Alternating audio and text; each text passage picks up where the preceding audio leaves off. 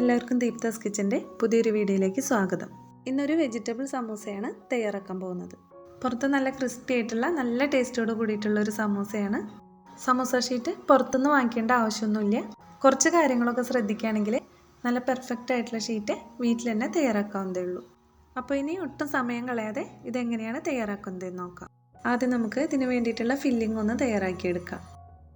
ഒരു പാൻ അടുപ്പത്ത് വെച്ചിട്ട് അതിലേക്ക് കുറച്ച് സൺഫ്ലവർ ഓയിൽ ഒഴിച്ചു കൊടുത്തിട്ടുണ്ട്. അതൊന്ന് ചൂടായിട്ട് വരുമ്പോൾ 2 മീഡിയം സൈസിലുള്ള സബോള ചെറുതായി അരിഞ്ഞത് ഇതിലേക്ക് ചേർത്ത് കൊടുക്കാം. 1/2 ടീസ്പൂൺ ഉപ്പും കൂടി ഇതിലേക്ക് ചേർത്ത് കൊടുക്കുന്നുണ്ട്.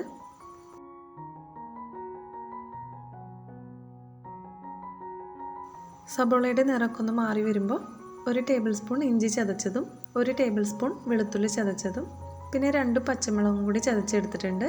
ഇതും കൂടി ചേർത്തിട്ട് ഇതിൻ്റെ എല്ലാം പച്ചമണം മാറുന്നത് വരെ ഒന്ന് ഇളക്കി കൊടുക്കാം.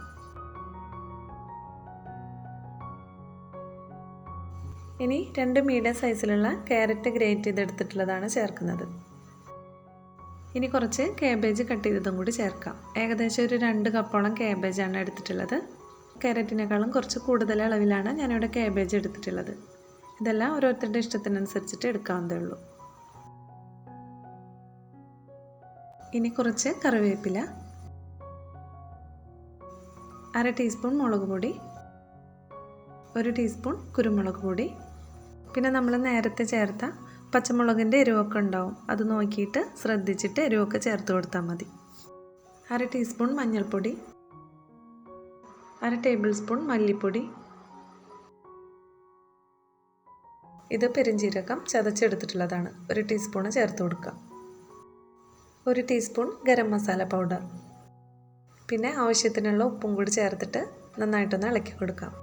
നമ്മൾ നേരത്തെ സബോള വഴറ്റുമ്പോൾ കുറച്ച് ഉപ്പ് ചേർത്തിട്ടുണ്ടായിരുന്നു.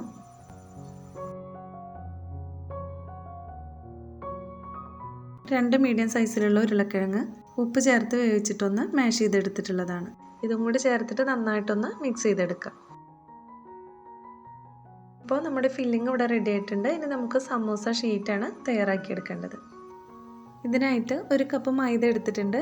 250 ml കപ്പിൽ നന്നായിട്ട് പ്രസ് ചെയ്തിട്ടാണ് അളന്നെടുത്തിട്ടുള്ളത്. ഇതിലേക്ക് 2 ടേബിൾ സ്പൂൺ ഗോതമ്പ് പൊടി ചേർത്ത് കൊടുക്കാം. പിന്നെ സമൂസയ്ക്ക് നല്ല ക്രിസ്പിനെസ് കിട്ടാൻ വേണ്ടിയിട്ട് 2 ടീസ്പൂൺ കോൺഫ്ലോർ, 1/4 ടീസ്പൂൺ ഉപ്പ്, 3/4 ടേബിൾ സ്പൂൺ ഓയിലും കൂടി ചേർത്ത് കുറേശ്ശെയായിട്ട് വെള്ളം ചേർത്തിട്ടൊന്ന് കുഴച്ചെടുക്കാം. ഇതിൽ ഒട്ടും വെള്ളം കൂടി പോകാതിരിക്കാനായിട്ട് ശ്രദ്ധിക്കണം. നമ്മൾ ചപ്പാത്തിക്കൊക്കെ മാവ് കുഴയ്ക്കുന്നതിലും കുറച്ചൊരു ടൈറ്റായിട്ട് വേണം ഇതിൻ്റെ മാവ് തയ്യാറാക്കാനായിട്ട്. ഇനി ഇത് കൗണ്ടർ ടോപ്പിൽ വെച്ചിട്ടോ അല്ലെങ്കിൽ നമ്മൾ എടുത്തിട്ടുള്ള അതേ പാത്രത്തിൽ വെച്ചിട്ടോ 2 മിനിറ്റോളം നന്നായിട്ടൊന്ന് കുഴച്ചെടുക്കണം. ഞാനിവിടെ സ്റ്റീലിൻ്റെ ഒരു പരന്ന പ്ലേറ്റിൽ വെച്ചിട്ടാണിത് കുഴച്ചെടുക്കുന്നത്. മാവ് നല്ല പോലെ ഒന്ന് മയപ്പെടുത്തിയെടുക്കാൻ വേണ്ടിയിട്ടാണ് ഇങ്ങനെ ചെയ്യുന്നത്. ഇനി ഇതിൻ്റെ മുകളിൽ കുറച്ച് ഓയിലൊന്ന് തടവി കൊടുത്തിട്ട് അരമണിക്കൂറൊന്ന് റെസ്റ്റ് ചെയ്യാനായിട്ട് വയ്ക്കാം.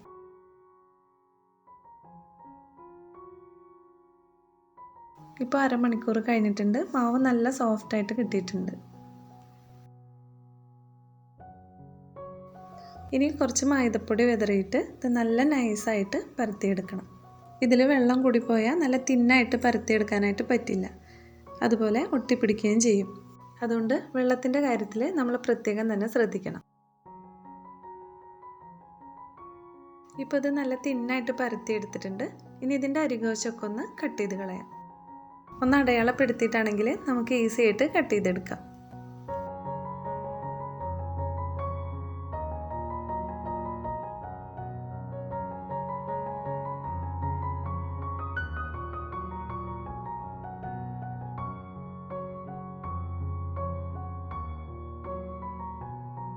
ഇത്രയേ ഉള്ളൂ.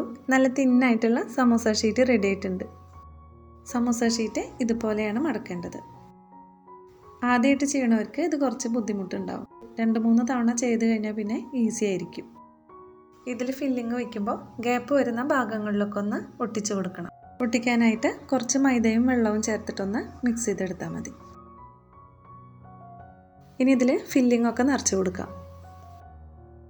ഇതുപോലെ മടക്കുമ്പോൾ ഇതിൻ്റെ ഈ മടക്ക് വരുന്ന ഈ കോണിൽ നമ്മൾ ഈ ഭാഗത്ത് കുറച്ച് മൈദ തേച്ച് കൊടുക്കണം. ഇതിൽ ഫില്ലിങ് വയ്ക്കുമ്പോൾ പുറത്തേക്ക് പോകാനുള്ള ഗ്യാപ്പൊന്നും ഉണ്ടാവാൻ പാടില്ല. ഈ ഒരു ഭാഗത്തും മൈദ തേച്ച് കൊടുക്കാം. മുഴുവനായിട്ട് തേക്കേണ്ട ആവശ്യമില്ല, ഈ ഒരു പകുതി ഭാഗത്തോളം തേച്ച് കൊടുത്താൽ മതി.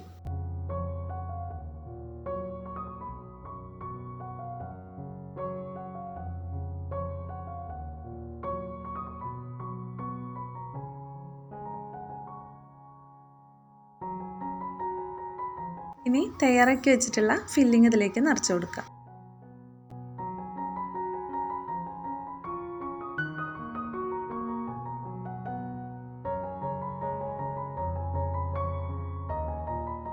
ഈ ഒരു വശത്തും കൂടി മൈദ തേച്ച് കൊടുക്കാം.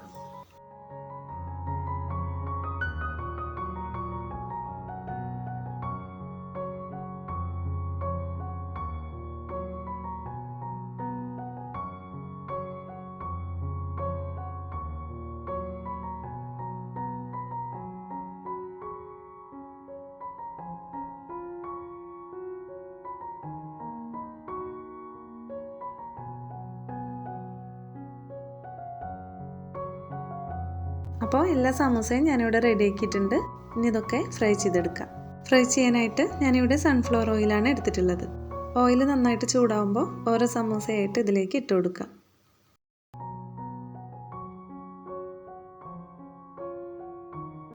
തീ ഒരു മീഡിയം ഫ്ലെയിമിലാക്കി വെച്ചിട്ട് നല്ലൊരു ഗോൾഡൻ ബ്രൗൺ നിറം വരുന്നത് വരെ തിരിച്ചു മറിച്ചിട്ടിട്ട് ഫ്രൈ ചെയ്തെടുക്കാം.